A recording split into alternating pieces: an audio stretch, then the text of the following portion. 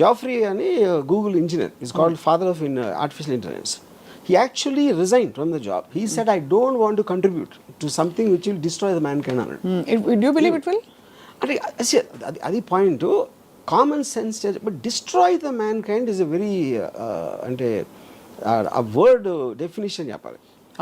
మనం ఇంతవరకు అనుకుంటున్నది, ఇప్పుడు ఫర్ ఎగ్జాంపుల్ నేను చాలా ఆస్పెక్ట్స్లో I'm using artificial intelligence, GPT example ఎలాంటివన్నీ, రైటర్స్, లేకపోతే మన pre visualization aspects, interior decoration, ఇలాంటి ఆస్పెక్ట్స్లో మామూలుగా నాకు టైం పట్టేది ఒక వారం రోజులు పడితే ఇది ఒక 7 సెకండ్స్లో ఇస్తుంది నాకు ఒక సొల్యూషన్. అప్పుడు నేను వాళ్ళతో ఇంకా డీల్ చేయడం మానేస్తాను కదా. అవును, చాలా పెద్ద రైటరు, ఆయన ఏమన్నారంటే అసలు ఇది ఇంకొక రైటర్కి ఉంది కదా, ఇంకొక రైటర్ కదా, మీ రైటరు ఎందుకు, మీ రైటర్కి ఇంకో రైటర్కి డిఫరెన్స్ ఏంటంటే మీరు అడుగుతుంది ఇస్తాను అది. అవును, అది ఇవ్వట్లా వచ్చి నాకు ఇలాంటి స్టోరీ కావాలి, ఒక rich boy poor girl love story ఇది, కానీ చాలా సినిమాలు వచ్చినాయి కాబట్టి I want very unusual story అని మీరు చెప్పారు అనుకోండి, అది టక్కని ఇస్తుంది. అది మీకు లేదు, ఇది కరెక్ట్ కాదు, అది ఇది అని మళ్ళీ ఇంకోటి ఇచ్చింది.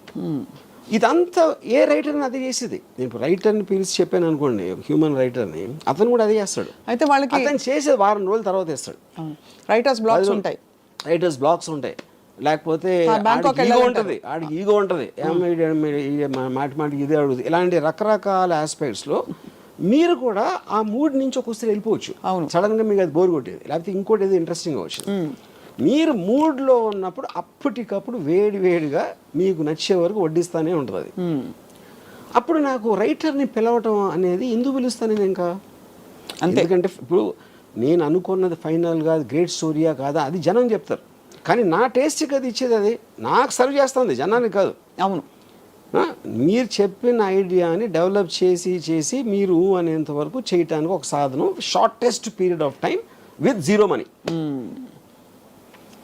మా ఒంట్లో బాగాలేదండి, హాస్పిటల్కి వెళ్ళని చెప్పదు, అవును, నా పిల్లలు స్కూల్లో చేర్పించాలని చెప్పదు.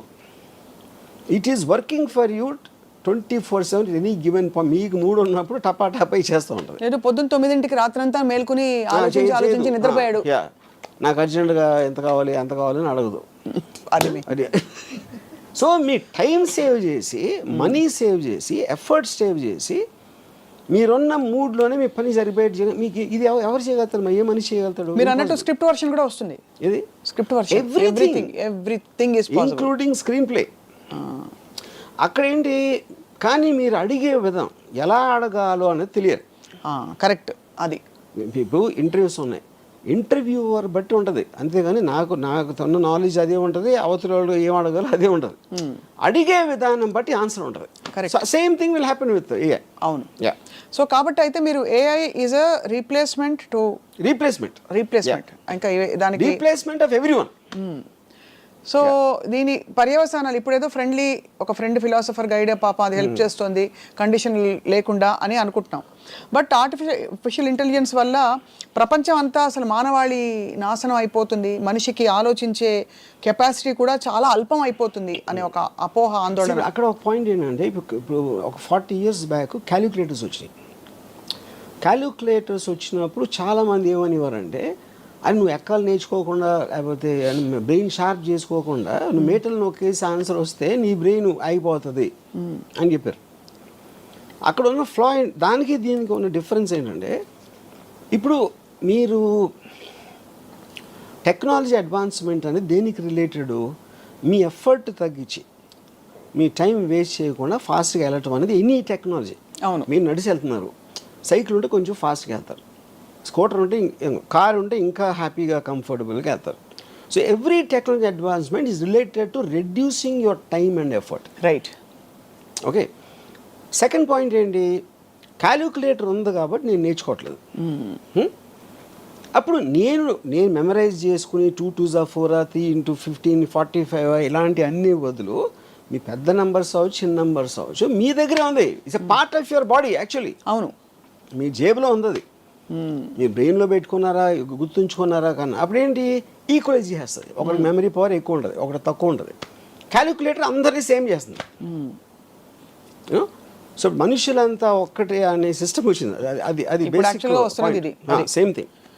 ఇప్పుడు ఆర్టిఫిషియల్ ఇంటెలిజెన్స్ కూడా అది చేస్తుంది. ఏం చేస్తుంది అది? నేను ఒక 2 years ఐన్ ర్యాండ్ అర్థం చేసుకోవడానికి నాకు 2 years పట్టింది. ఏది తన బుక్స్ అన్నీ చదివి. నేను అంతా ఒక సారం నా దగ్గర ఉంటుంది. What is the objectivism, basic principles అని నేను జీపీటీలో కొడితే నేను 2 ఏళ్ళు అర్థం చేసుకున్నది అది 2 నిమిషాలు వచ్చేసి నిమిషంలో ఇస్తాను. ఆ నిమిషం అందరికీ ఇస్తుంది. ఇప్పుడు నేను పెద్ద పోజ్గా నా ఒక్కరికి తెలుసు ఐన్ ర్యాండ్ ఇంటెలిజెన్స్ అర్థం చేసుకుంది నేను ఒక్కడే కాదు, అందరూ నేర్చుకోవచ్చు. ఆ క్వశ్చన్ అడగటం, అది ఆ క్వశ్చన్ కూడా ఏంటి, 10 ఏళ్ళ పిల్లలకు అర్థమయ్యేలా చెప్పండి చెప్తుంది. అదే Ayn Rand philosophy, tell me the way 10-year-old can understand. అంటే ఆ క్వశ్చన్ ఫస్ట్ ఆఫ్ ఆల్ ఎవడు అడుగుతాడు, దాని దగ్గర ఆన్సర్ ఎందుకు ఉంటుంది అనేది బిగ్గెస్ట్ మిస్టరీ. సో బేసిక్లీ ఏంటంటే everybody is access to everything. ఇప్పుడు డాక్టర్స్కి పెద్ద ప్రాబ్లం ఏంటి, పేషెంట్ ఆల్రెడీ ఆ చాట్ జీపీటీలో అని చదివి వస్తున్నాడు. ఇప్పుడు ఈ డాక్టర్కి తెలియదు, డాక్టర్కి వేరే వేరే పనులు ఉంటాయి కదా, ఈ పర్టికులర్ క్వశ్చన్ తను ఏమో స్టడీ చేసి ఉండడు ఆ టైంలో. చాలా మంది డాక్టర్కి అప్పుడు నాకు తెలిసిన నా కజిన్ ఒకడు డెంటిస్ట్, ఒక పేషెంట్ వచ్చి తను చెప్తే తను ఏదో డయాగ్నోస్ చేశాడు. ఐ థింక్ యూఆర్ కరెక్ట్ అన్నాడు. అంటే ఎందుకు అనుకుంటున్నారంటే నేను ఇప్పుడు 5 డాక్టర్స్కి వెళ్ళాను, నాకు నెట్లో చదివిన దాంట్లో మీది ఒకటే మ్యాచ్ అవుతుంది అన్నాడు. అంటే ఇప్పుడు that defeating the purpose of doctor. అప్పుడేంటి, నెట్లో చదివి వాడు ఫిక్స్ అయిన దానికి మ్యాచ్ చేయడానికి ట్రై చేస్తున్నాడు. That is the basic point. అంటే అంత గురి కలిగిపోయింది. ఇంకొక డాక్టరు, మీరు అంత కష్టపడి 1 గంట స్టడీ చేయాలి కదా దాంట్లో ఉన్నదంతా, దానివల్ల నా దగ్గరకు వస్తే నేను ఇమీడియట్గా చెప్పేస్తాను కదా అని అన్నాడు. అప్పుడు దానికోసమనే డాక్టర్ దగ్గర రావాలి instead of depending on these tools అని. దానికి నేనేమన్నానంటే పాయింట్ అది కదండి, మీకన్నా బెటర్ వాళ్ళు ఉన్నారు అక్కడ తెలుస్తుంది. అదే ఎలాగా ఇప్పుడు మీరు ఒక ఆర్థోపెడిషన్ సపోజ్, నాకేదో ఒక రిలేటెడ్ థింగ్ వచ్చింది. ఇప్పుడు నేను ఈ డాక్టర్ దగ్గరికి వెళ్ళాను. ఎందుకు వెళ్ళాను నేను, ఎవరో నా ఫ్రెండ్ ఎవరో మంచి డాక్టర్ అని చెప్పాడు. మంచి డాక్టర్ అంతే ఎలా తెలుస్తుంది? ఇప్పుడు మంచి డాక్టర్ అంటే ఆ డాక్టర్ మంచి నాలెడ్జ్ ఉందని, నాకు నాలెడ్జ్ అయినప్పుడు నేను ఎలా అంటాను మంచి డాక్టర్ అని? అప్పుడు ఎవరో రికమెండ్ చేశాడు, అప్పుడు ఆయన నమ్మి వెళ్ళాలి. లేకపోతే చాలా ఎలా ఉన్నారండి, బాగున్నారా అని చాలా అంటే బాగా మర్యాదగా మాట్లాడితే కూడా మంచి డాక్టర్ అనుకుంటాం. అవును, మీకు ట్రీట్మెంట్ చేసాడు, బాగా అయిపోయింది, అప్పుడు మంచి డాక్టర్ అంటాం. కానీ వేరే ఒకటి చేస్తే ఇంకా ఫాస్ట్గా ఉండొచ్చు కదా, అదే తెలుసు మీకు. అంటే అలా చూసుకుంటే అది అసలు అది పాసిబిలిటీ లేదు. అప్పుడు ఏంటంటే మనుషులు అన్నాక నమ్మకాల మీద వెళ్ళిపోతారు.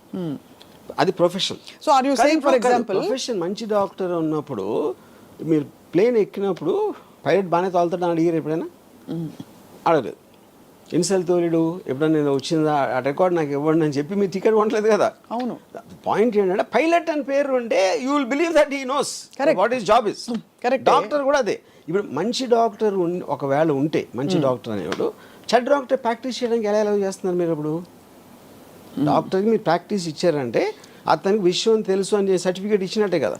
అదే అప్పుడు మీరు దాంట్లో మళ్ళీ మంచి డాక్టర్, చాలా మంచి డాక్టర్ అని మీరు ఏమంటారు దాన్ని డివిజన్ పెట్టుకుంటే మీనింగ్ ఏంటది? ఏంటంటే మీనింగ్ మంచి డాక్టర్లు బాగా మాట్లాడతారు, ఇంకా కొంచెం ఎక్స్ప్లెయిన్ చేస్తారు. That is out side the purview of his expertise అంటున్నా. బాగా మాట్లాడేవాడు మంచి ఇంజనీర్ అయినా అది అతని personality, not connected to his knowledge. Correct, but that's also evolution with time. ఇప్పుడు ఇదివరకు కంప్యూటర్స్ రోబోటిక్గా మాట్లాడుతుంటే అనిపించేది, ఇప్పుడు అందమైన వాయిస్లు పెడుతున్నారు. ఎలాగా? I'm sorry, I can't answer that. That is the connection, advancement of టెక్నాలజీలో. కరెక్ట్, అది సెపరేట్ పాయింట్. ఇప్పుడు నేను why do you come to doctors? No, basically you're saying doctors are replaceable with AI or doctors are no, I think ఇప్పుడు for doctor 5 years medicine MBBS, 2 years post graduation, ఇంకో 2-3 years specialisation. అవన్నీ చేసిన తర్వాత okay body parts ఏం చేస్తాయి, ఏమన్నా చేస్తే ఏం చేయాలి, మోటాగా ఇది తెలిసేది. ఇప్పుడు అది మొత్తం మీకు ఏ సిస్టంలో మీకు దాన్ని చెప్పేస్తూ ఉంటే విదిన్ సెకండ్స్, అప్పుడు మీరు ఏం చేస్తారు? Why are you studying medicine? This is same thing going to everything. అన్నిట్లోని అన్ని రంగాల్లో. ఇప్పుడు లాయర్ మన కలిసి ఏదో కేసులో ఒక డ్రాఫ్ట్ ప్రిపేర్ చేయమంటాం. ఇప్పుడు జీపీటీలో what are the remedies available for person charge with this అంటే టక్కని డ్రాఫ్ట్ ఇచ్చేస్తాం. అప్పుడు లాయర్ నువ్వు చూసినాడు, ఇంకా కన్సల్టింగ్ ఎవరు వస్తారండి అన్నాడు. అది కరెక్ట్. సో బేసిక్లీ మీరు మనుషులు చేసేది మీకన్నా బెటర్గా, మీకన్నా ఫాస్ట్గా చేసి ఇంకొక మనిషి పుట్టాడు. వాడి పేరే ఆర్టిఫిషియల్ ఇంటెలిజెన్స్.